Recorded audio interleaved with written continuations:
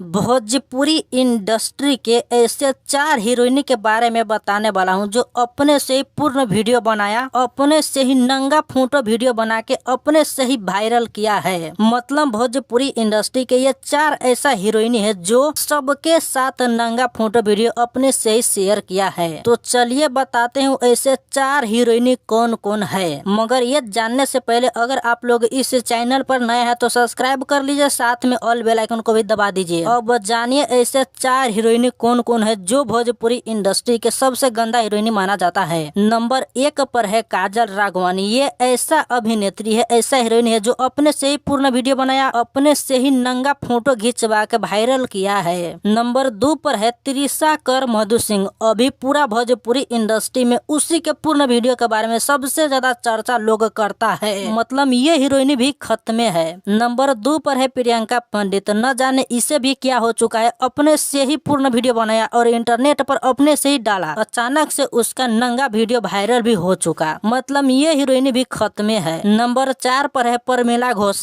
इसका भी एक नंगा तस्वीर वायरल हुआ है। लाइव आके प्रमिला घोष बताया कि ये फोटो एडिटिंग किया है। कुछ लोग कहता है कि ये सच है। अब सच क्या है आप पता लगा सकते हैं, मगर हाँ वायरल ये भी हुआ है, प्रमिला घोष भी वायरल हुआ है। अभी भोजपुरी के यही 4 हीरोइन है जो सबसे ज्यादा वायरल हुआ है।